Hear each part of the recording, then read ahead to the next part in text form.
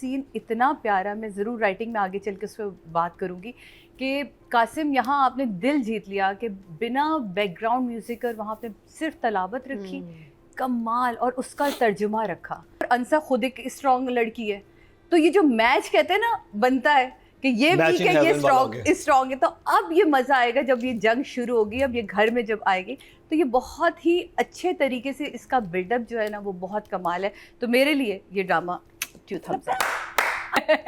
थोड़ा सा है वो, थोड़ा सा है, कोई लर्निंग डिसेबिलिटी है यार। सारी जिंदगी आपको मार पड़ी हो ना तो कहीं ना कहीं आप बंदा सीख ही जाता है, हो जाती है। नहीं जेल में था मैन, बीच में शरीन को भी मैन थोड़ा सा बना था, है ना?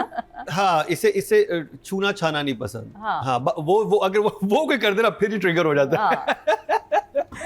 और वो भी प्यार से। हाँ, प्यार से। कोई गुस्से से इसको छेड़े, इसको ही डजंट माइंड, मार ले, प्यार से नहीं छेड़ना, प्यार से आप हाथ नहीं लगाएंगे। वो लड़के ने, वो आदमी ने भी जेल में प्यार से हाथ लगाया था, शरीन भी प्यार से आता, तो वो इसको प्यार से डर लगता है, थप्पड़ से नहीं लगता।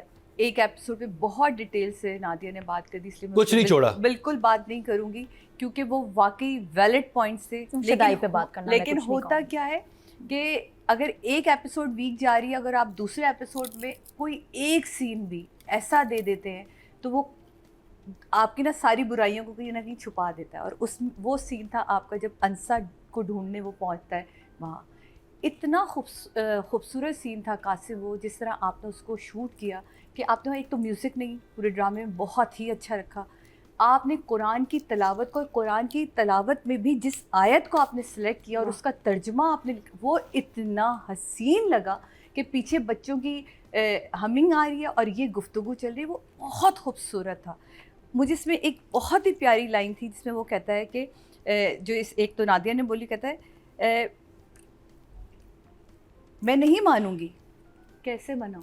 कैसे मानोगी? कैसे मनाऊंगा? वो क्या था, अपने आप को पेश कर देना कि तुम कैसे मानोगी, मैं वैसे मनाऊंगा। जब वो फ़ोन पे कह देता है कि हम निकाह करें, कहती मैं नहीं मानूंगी, कैसे मानूंगी, मैं वैसे मना लूँगा। तो एक चीज़ जब आप डिसाइड कर लेते हैं ना, वो फरहान के चेहरे पे उस वक्त नुमाया थी कि अब मैं तुम्हें यहाँ छोड़ के नहीं जा सकता, मैं साथ ही लेके घर जाऊँगा। वो पूरे सीन का बिल्डअप, जो मैं हर बार कहती हूँ ना, किसी भी सीन को की खूबसूरती क्या होती है, उसका बिल्डअप बड़ा हसीन होना चाहिए।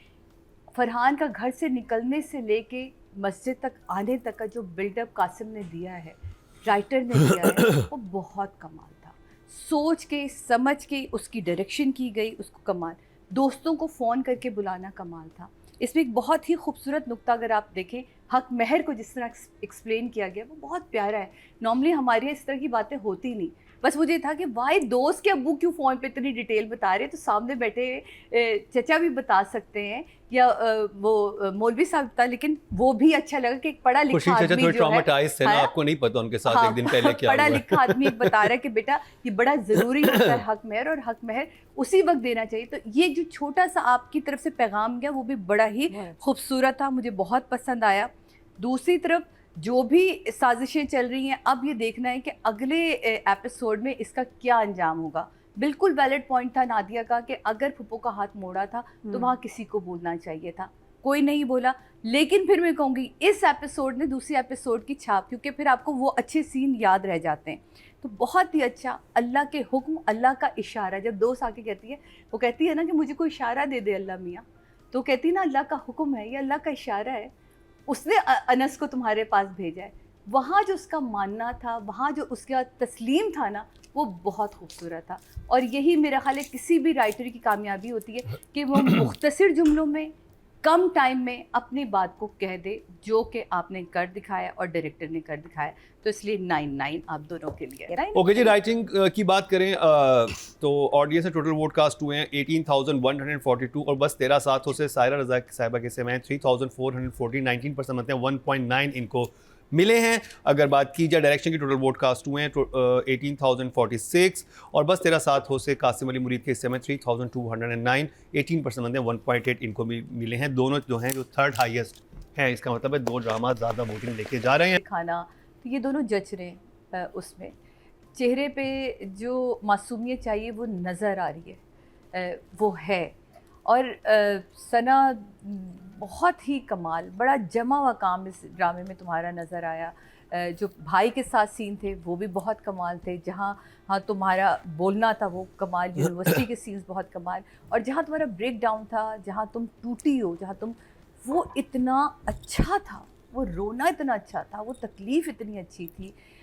दूसरी तरफ बिल्कुल इसी तरह फरहान का, जहाँ जब तक वो दादा उसे संभाल रहे हैं उसका मार खाना। मैंने एक, हमारी ज़िंदगी में एक ऐसा कैरेक्टर रहा, मेरा एक दोस्त है, बहुत मतलब उस हमें ऐसे ऐसे मशवरे देता है कि हम उसकी शक्ल देते हैं, लेकिन उसी के ऊपर एक ऐसा ट्रॉमा बचपन से गुजरा है कि उनके ताया थे, वो इतना उन्होंने उसको मारा या उस पर जुल्म, वो Torture किया। आज भी ताया के नाम से ना वो उसको अंदर एक कपड़ी होती। तो मैं इसमें कह रही थी कि वो जो फरहान वाला कैरेक्टर है, मैं इसलिए उसको रिलेट कर पा रही थी कि trauma। वो वाकई ताया से उसका हाँ। है ट्रॉमा उसके साथ, जल्दी नहीं तो छूटता। उसको जो मेंटेन उसने किया है ना, कि देखिए जहाँ ताया था उसकी आंखें झुक जाती हैं, लेकिन नॉर्मली वो आंखें उठा लेता है। तो ये एक बहुत मुश्किल कैरेक्टर होता है जिसको आपने संभालना होता है। दर्द को लेके तुम चली, वो बहुत अच्छा था।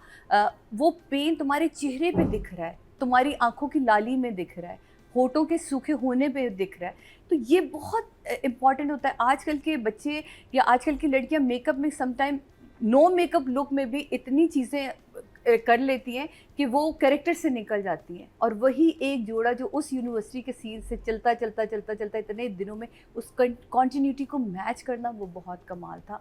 बहुत अच्छा सीन, और दोनों ही इस बैलेंस पे काम कर रहे हैं कि वो जहाँ ये ऊपर जाता है वहाँ फ़ौरन वो ले आती है अपना सीन पर। तो ये एक किसी भी आर्टिस्ट के लिए ब्लेसिंग होती है कि जब उसके सामने वाला आर्टिस्ट टक्कर का उससे मिल जाए।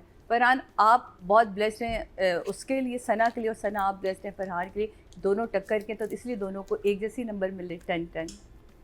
अच्छा, फरहान के नंबर इसके लिए हैं जो उसने OST गा लिया, हाँ धीरे धीरे हम सुलग जाएंगे आके, क्या प्यारा हुआ। साचा साच। ब्यूटीफुल। पहले याद है हम कहते थे साचा साचा क्या है, और नवीद नशाद को शुरू में मैंने कहा भी मुझे समझ ही नहीं आ रहा OST, तो आगे आएगा। और अब जब मैं सुनती हूँ और ये जहाँ ड्रामे में आ रहा है ना part, it's beautiful, next level OST। Okay जी, ऑडियंस की तरफ चलते हैं। टोटल वोट कितने कास्ट हुए फीमेल कैटेगरी में? टोटल वो हैं जी 23,094, और बस तेरा साथ होते सना जावेद के हिस्से में 2,701, 12% मतलब 1.2 इनको मिले। अगर बात की जाए मेल कैटेगरी की, टोटल वोट कास्ट हुए 23,156, और फरहान सईद के हिस्से में 3,200, 14% मतलब 1.4 इनको मिले हैं, जो कि हाईएस्ट है। फरहान की हाईएस्ट 5, गुड। तो जी बस तेरा साथ हो ड्रामा जो है वो उसने शुरू में जगह तो बना ली थी, लेकिन अब ये मजीद ऑडियंस के अंदर ग्रो कर रहा है और बेहतर से बेहतर होता चला जा रहा है। और जिस जगह पर आकर अब रुका है कि अब अंसा का कैरेक्टर जब अनस से घर में जाएगा तो क्या होने वाला है, तो काफ़ी हाइप बन चुकी है इस ड्रामे की। और हम बेशक रिव्यू करते हैं, लेकिन एज अ व्यूअर भी आपका देखने का दिल करता है कि जाके होना क्या आगे। तो अगर आपने नहीं शुरू किया तो बस तेरा साथ हो ड्रामा शुरू कर दीजिए।